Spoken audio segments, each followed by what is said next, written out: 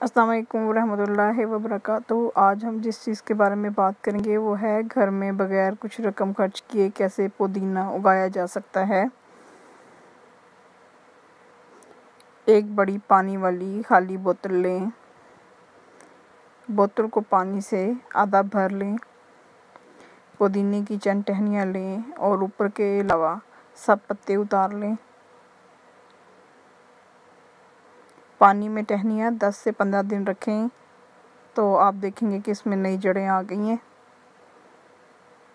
پھر ان شاخوں کو آپ جہاں اگانا چاہتے ہیں وہاں منتقل کر لیں۔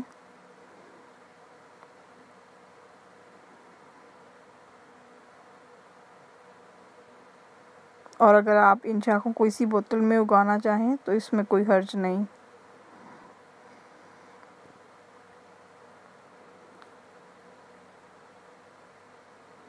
کمرے کی کھڑکی یا باہر سین میں جہاں دھوپ بآسانی میسر ہو آپ اسے رکھیں۔